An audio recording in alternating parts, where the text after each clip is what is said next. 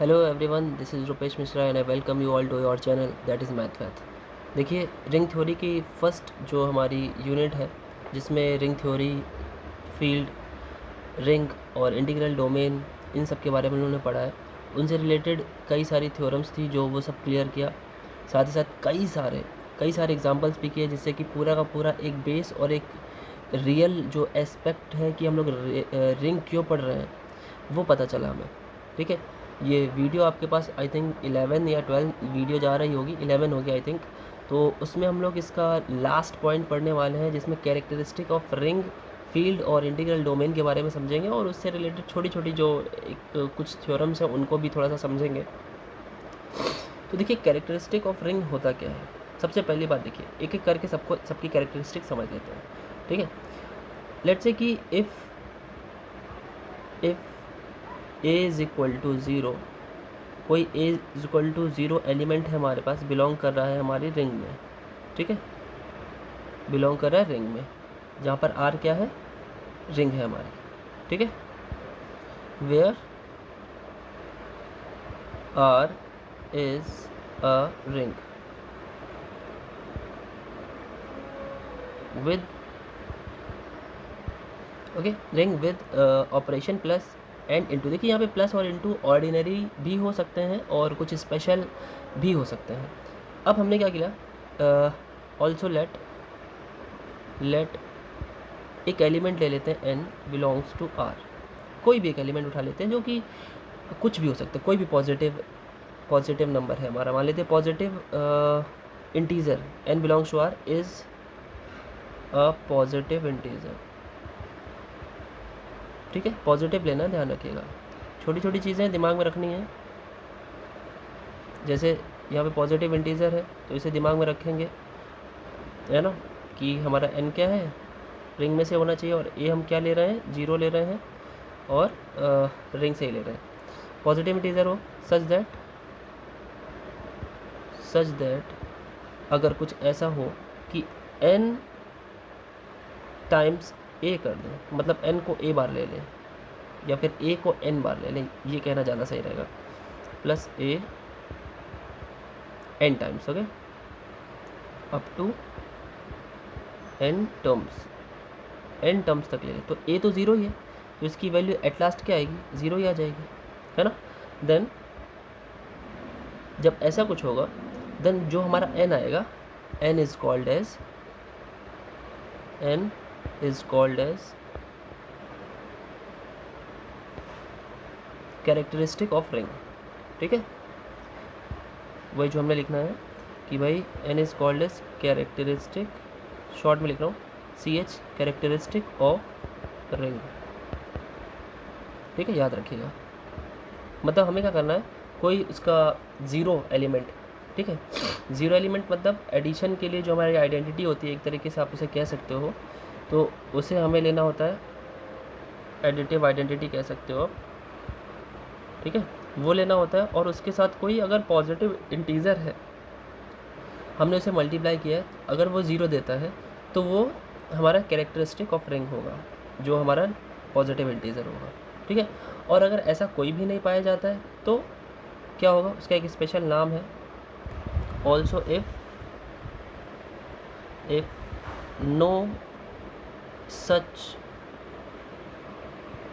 ऐसा कोई भी n, no such n present,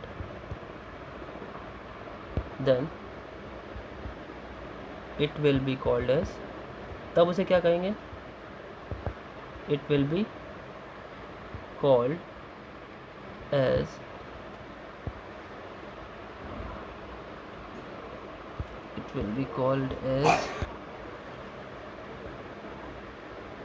characteristic zero, या ज़ीरो कैरेक्टरिस्टिक। ठीक है, और एक ज़ीरो तो बोलते ही हैं, साथ ही साथ एक चीज़ और समझ लीजिए, इसे कैरेक्टरिस्टिक इनफाइनाइट भी बोलते हैं। वैसे ज़्यादा फेमस नेम तो हमारा ज़ीरो वाला है, लेकिन दोनों याद रखेंगे फॉर योर MCQ पर्पज़। ठीक है ना। अच्छा, अब आगे देखिए, कुछ एग्जांपल देते हैं इसके, ऐसे समझ लेते हैं। देखिए, एग्जांपल के तौर पर थोड़ा समझते हैं ये स्पेशल टाइप हो जाता है। ये हमारा जो टाइप है कैरेक्टरिस्टिक जीरो वाला, उससे कुछ एग्जांपल समझ लीजिए। अगर हम मान लीजिए रिंग ऑफ इंटीजर्स ले लें, रिंग ऑफ इंटीजर्स ले लें, चाहे रिंग ऑफ रियल नंबर्स ले लें, ठीक है, रिंग ऑफ रियल नंबर्स,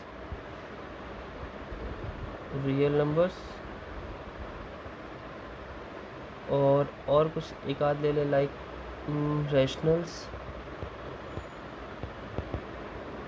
इसमें कोई भी ऐसा एलिमेंट नहीं है, कोई भी ऐसा आप नंबर नहीं उठा सकते, ठीक है, जो मल्टीप्लाई करने के बाद सारे इंटीजर्स के साथ जीरो दे दे, ठीक है, सारे के सारे रियल नंबर्स के साथ जीरो दे दे, सारे के सारे रैशनल नंबर्स के साथ जीरो दे दे। यहाँ पे एक चीज़ और ऐड कर लेते हैं, ए बिलोंग्स टू, एक चीज़ यहाँ पे इसे थोड़ा सा और रिफॉर्म करता हूँ, ठीक है,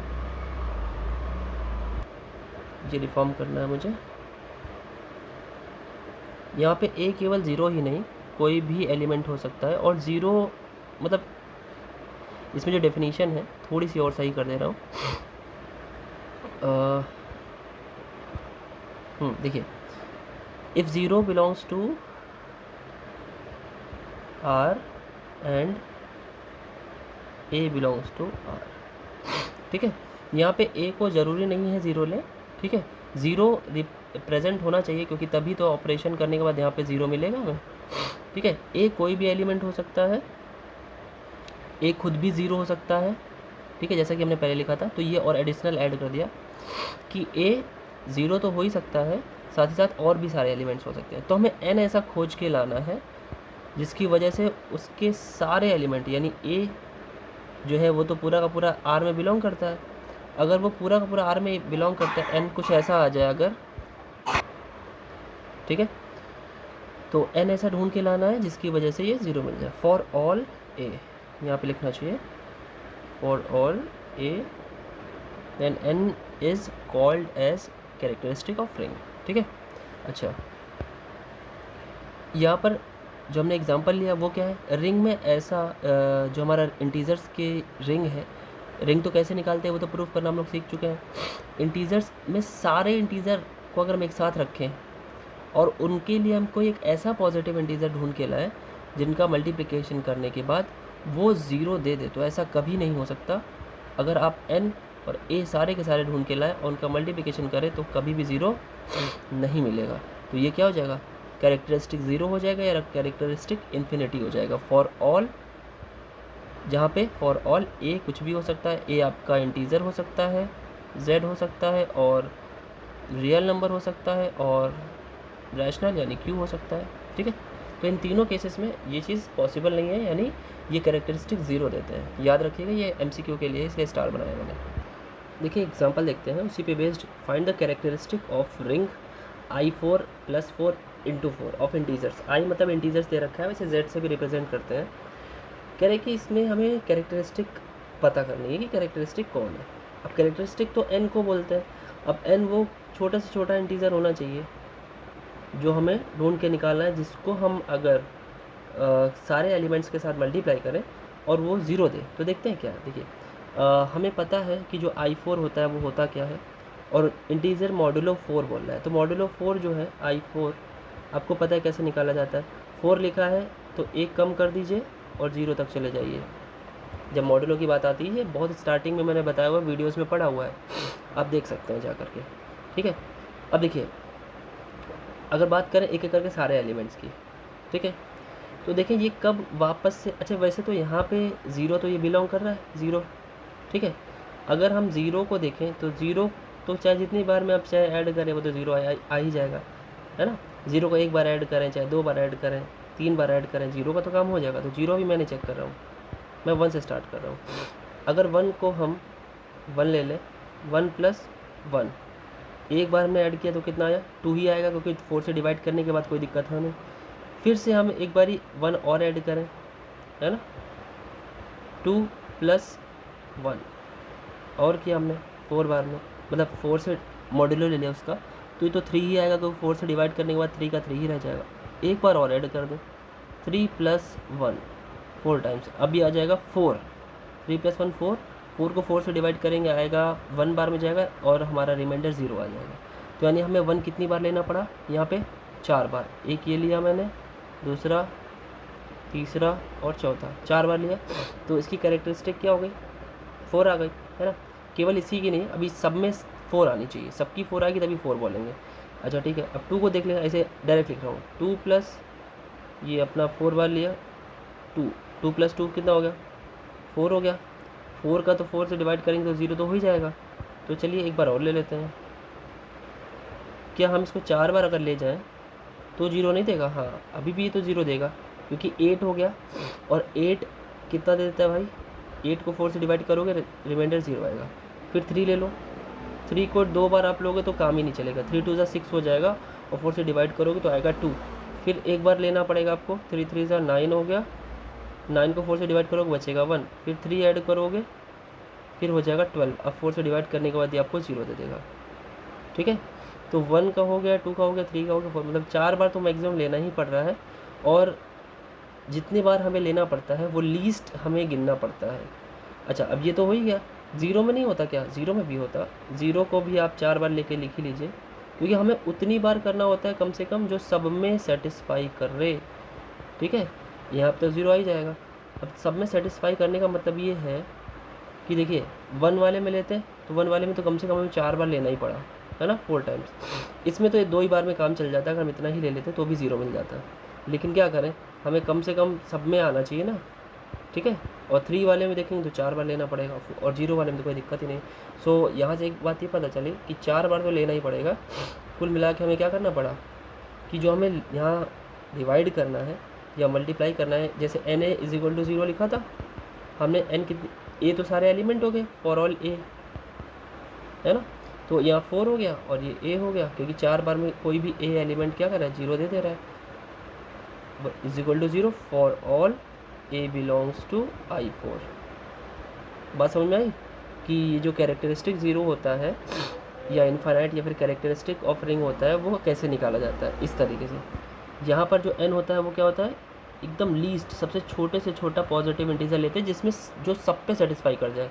लीस्ट पॉजिटिव इंटीजर होना चाहिए, याद रखिएगा ये बात, अगर पीछे नहीं लिखी है तो दिमाग में रखिएगा।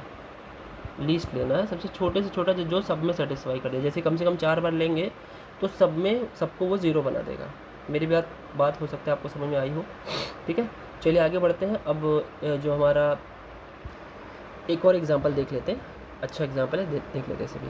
देखिए एक और क्वेश्चन है, in all commutative rings of CH2, मतलब कैरेक्टरिस्टिक उसकी 2 है, ठीक है। 2 कैरेक्टरिस्टिक का क्या मतलब होगा कि अगर हम 2 को सारे एलिमेंट्स के साथ मल्टीप्लाई करेंगे, अगर 2 को अगर किसी भी एलिमेंट के साथ मल्टीप्लाई करेंगे तो हमें क्या देना चाहिए, वो 0 देना चाहिए, है कि नहीं। ठीक, देखिए अगर हमें 2A की बात करनी हो, देखिए क्या होगा, अगर हमें सारे एलिमेंट हमारे A टाइप है, 2A भी 0 होगा, ठीक है। और आप कह सकते हो अगर 2B भी उसका एलिमेंट है तो 2 के साथ B का मल्टीप्लिकेशन भी 0 होगा, ठीक है। ये चीज़ हमारा गिवन है, अच्छी बात है। जब ये गिवन है तो देखिए हम कोई भी साइड लेते हैं, taking A + B whole square, ज़रा A + B होल स्क्वायर करिए, क्या आता है भाई, A² यानी A × A, है ना, plus A × B plus B × A, B × A और प्लस B × B, ठीक है भाई। अच्छा, अब अगर आप इसे थोड़ा सॉल्व करेंगे तो ये A² तो ठीक है अपनी जगह पे, ये जानते हैं इसको क्या कहते हैं, 2AB कहते हैं, और अपना ये B² हो जाएगा सिंपल। अगर ऑर्डिनरी मल्टीप्लिकेशन है तो वो तो अंडरस्टूड है, यहाँ पे ऑर्डिनरी मल्टीप्लिकेशन ही हो रहा होगा, ठीक है। अच्छा, अब देखिए यहाँ पे 2A की वैल्यू 0 रख लीजिए, चाहे 2B की वैल्यू 0 रख लीजिए, दोनों चलेगा, चाहे 2A की वैल्यू रखिए चाहे 2B की वैल्यू 0 रख लीजिए, तो होगा क्या कुल मिला के A² और ये अपना हो जाएगा 0, क्योंकि ये कॉम्यूटेटिव रिंग की जो कैरेक्टरिस्टिक है वो 2 दे रखी है। अब ये जैसे 0 हुआ तो आप जानते हो क्या प्रूफ हो गया, A² + B², ठीक है। ऐसे ही ऑल्सो फॉर, अगर हम सेम इसके लिए देखें A - B होल स्क्वायर के लिए, तो भी आप समझ रहे हो कैसे करना है ना। तो जैसे उसमें भी करेंगे तो A square minus 2ab plus B square होगा, यहाँ पे भी आप पुट करेंगे और जैसे पुट करेंगे वो भी हमारा ज़ीरो हो जाएगा। तो एक तरीके से क्या हो गए, दोनों के दोनों हमारे ज़ीरो तो आ ही गए, मतलब वो तो ज़ीरो हो गया और दोनों के दोनों इक्वल हो गए, तो प्रूव हो गया। बात समझ में आई? ठीक है, चलिए नेक्स्ट पे चलते हैं। अब देखते हैं characteristic of an integral domain, मतलब इंटीग्रल डोमेन की कैरेक्टरिस्टिक क्या होगी, जैसे अपना रिंग में थी उसी तरीके से यहाँ पे भी कुछ होना चाहिए। तो देखिए बड़ी सिंपल सी बात है, बहुत ध्यान से सुनिएगा, दिमाग में रखिएगा इस चीज़ को।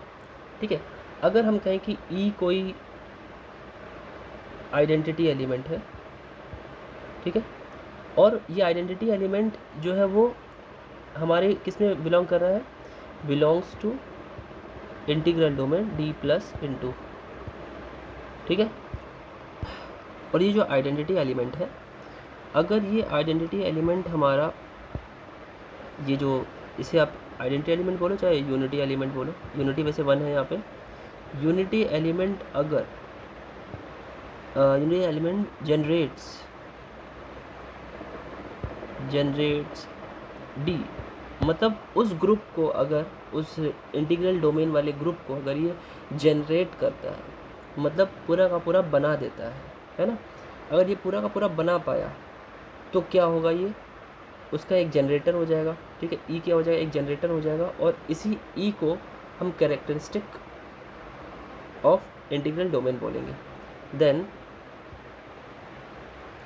ई is called as characteristic of integral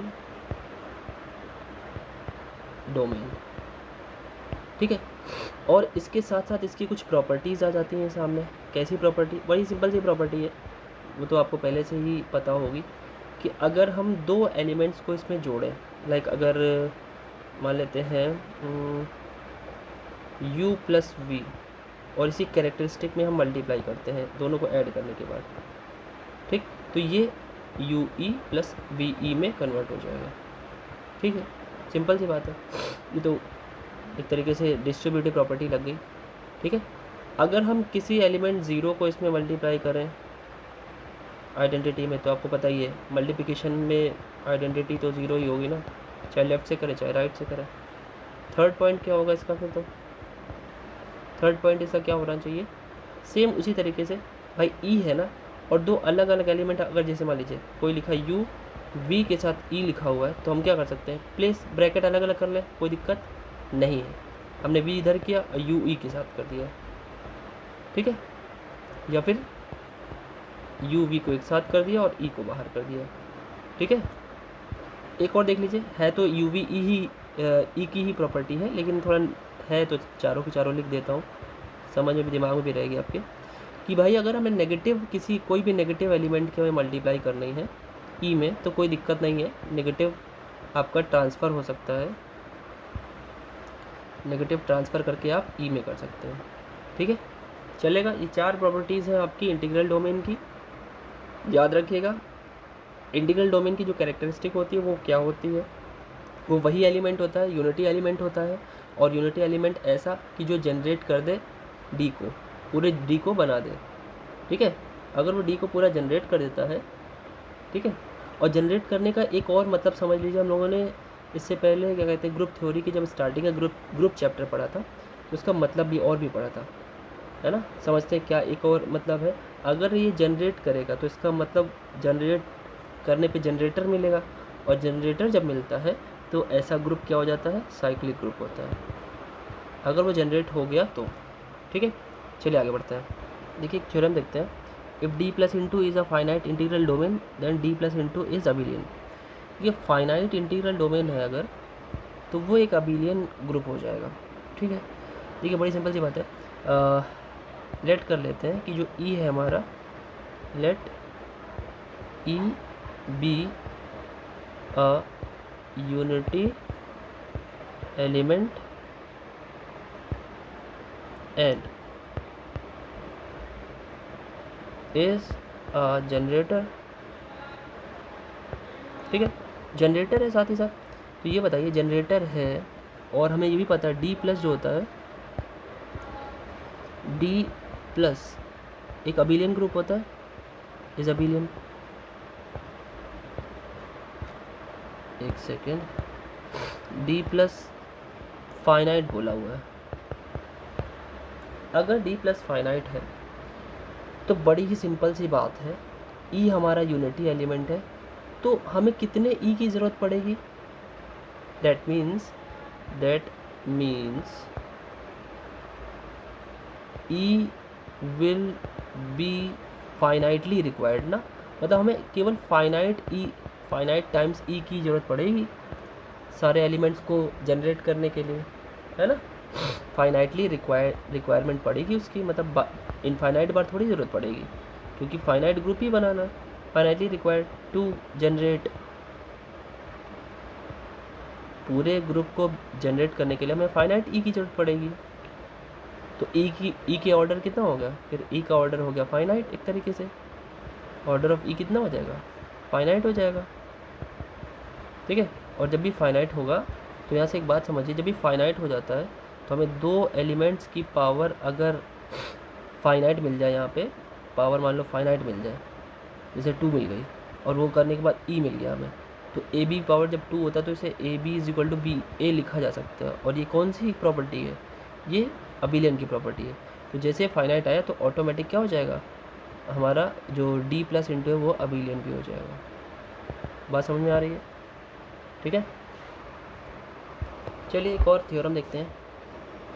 चलिए देखिए, फटाक से इसको समझते हैं कि भाई बोला है the characteristic of an integral domain D plus into is either zero और अ प्राइम नंबर। कह रहे कि अगर एक प्राइम नंबर है या तो ज़ीरो है, ठीक है।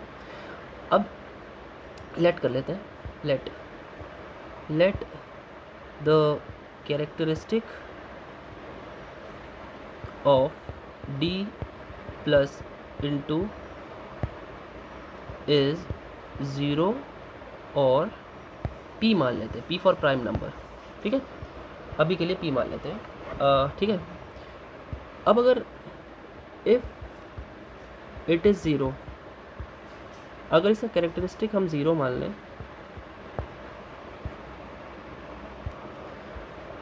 ज़ीरो हमने अगर मान लिया, then nothing to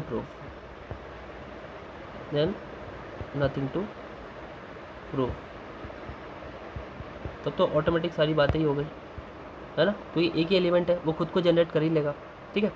but if P को हमें क्या बोला है, प्राइम प्रूव करो, तो कान उल्टा घुमा के खींचना है। But if P is taken as composite, हमने कंपोजिट मान लेते हैं ये कंपोजिट है, और फिर क्या प्रूव कर देंगे कि कंपोजिट वाला गलत होता है, और कंपोजिट वाला गलत होता है तो बचे कौन से नंबर? प्राइम, ठीक है। और प्राइम पी को हमने कंपोजिट माना है, इसका मतलब पी के फैक्टर्स होंगे, मान लेते 2 फैक्टर्स हैं, P1 और P2, ठीक है। लेट किया हमने 2 इसके फैक्टर्स हैं। अच्छा, दोनों फैक्टर्स में कुछ रिलेशन होगा? हाँ, सिंपल सी बात है, 1 तो नहीं होगा, 1 से बड़ा होगा। और P1 हो चाहे P2 हो, जब आपको P को ही तोड़ना है तो डेफिनेटली वो P से छोटे ही होंगे, है ना। अब इसकी कैरेक्टरिस्टिक पता करने के लिए हमने क्या सीखा था? अब देखिए, अगर इसकी कैरेक्टरिस्टिक जो n है, if it's characteristic is p, हमने p माना है तो हम p करके ले लेंगे। अभी तक हम लोग n मान रहे थे तो n करके लिखे थे। तो इसका मतलब क्या निकल के आया? अगर कैरेक्टरिस्टिक p है तो हम उसकी आइडेंटिटी का ऑर्डर हमारा कितना आएगा? p ही आएगा, उससे ज़्यादा न कम नहीं आ सकता, क्योंकि p क्या होता है? p लीस्ट होता है, ठीक है, वेयर p इज़ लीस्ट। अब अगर ये लीस्ट है तो क्या होगा? अगर हम इसे e टाइम्स ले लें तो हमें क्या देगा? 0, ठीक है, ये चीज़ तो सीखा ही है कि भाई अगर हम एनी, अभी हमने क्या सीखा था रिंग में भी कि एनी इज इक्वल टू 0 आया था, एन इज इक्वल टू 0 आया था ना करके, इस टाइप से। तो इस टाइप से ये हमने यूज़ कर लिया। अब p की जगह पे हमने P1 इंटू P2 मान रखा है, तो उसे लिख लीजिए, ठीक है। अब एक काम करते हैं, ई को 2 पार्ट में तोड़ देते हैं और दोनों को एक एक ई दे देते हैं, क्योंकि ई तो हमारा आइडेंटिटी एलिमेंट है, यूनिटी एलिमेंट है, 2 पार्ट में टूट सकता है। 2 बार ई का ई में मल्टीप्लाई करोगे तो भी ई ही आएगा, है ना। तो इसलिए हमने 2 ई ले लिया। ऐसे लिख लेते हैं, क्या हम ऐसे नहीं लिख सकते? बिकॉज एक ई की प्लेस पर हम 2 ई लिख सकते हैं, ठीक है। अच्छा, अब 2 पार्ट होंगे, क्योंकि 2 संख्याओं का मल्टीप्लिकेशन, एक ये संख्या एक ये संख्या, तभी ज़ीरो आता है जब उनमें से कोई एक ज़ीरो हो, ठीक है। तो इधर P1E इज इक्वल टू 0 और P2E इज इक्वल टू 0। अब इंटीग्रल डोमेन की एक खासियत होती है कि वो नो ज़ीरो डिवाइज़र होते हैं उसमें, है ना, है ना। इसका मतलब क्या है कि नो ज़ीरो डिवाइज़र का मतलब ये पूरी तरीके से ज़ीरो तभी आ रहा होगा जब, हाँ, जब P2 की वैल्यू ज़ीरो हो या P1 की वैल्यू ज़ीरो हो, जो कि गलत है। तो या तो कोई एक ही हो सकता है यहाँ पे, है ना, यहाँ पे इधर N1 और N2 आर कैरेक्टरिस्टिक, है ना।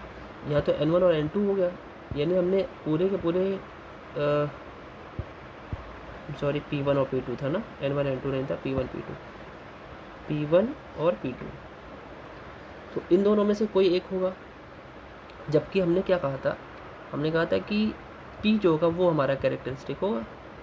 अब ये उसके पार्ट हमने कर दिए, तो P1 और P2 में से कोई एक बोल दिया, जबकि P था, हमने अपनी बात को गलत कर दिया। क्योंकि अगर हम उसे तोड़ करके बता रहे कि वो कैरेक्टरिस्टिक है, तो वो तो हुआ ही नहीं फिर तो इस तरीके से, तो हमारी बात क्या हो गई? गलत हो गई, कॉन्ट्रडिक्शन हो गया, है ना। कॉन्ट्रडिक्शन हो गया अगर, विच इज़ कॉन्ट्रडिक्शन, ठीक है। तो हमें लास्ट में क्या करना चाहिए फिर, जब हमारा अपनी बात का कॉन्ट्रडिक्शन हो गया, तो सो P कैसा हो गया number? Prime number. So P is prime, ठीक है। आज की वीडियो में इतना ही रखते हैं। नेक्स्ट वीडियो में ये कुछ 1-2 थ्योरम और है, और अपनी कैरेक्टरिस्टिक ऑफ फील्ड बची है, ठीक है, और कुछ क्वेश्चंस उससे करा देंगे। तो नेक्स्ट वीडियो में चैप्टर पूरा ख़त्म हो जाएगा। उसके बाद हम लोग नेक्स्ट जो पॉइंट हम लोग को पढ़ना है सब रिंग, वो पढ़ेंगे, ठीक है। मिलते हैं नेक्स्ट वीडियो में आप अपने चैनल मैथवेद पर। Thank you.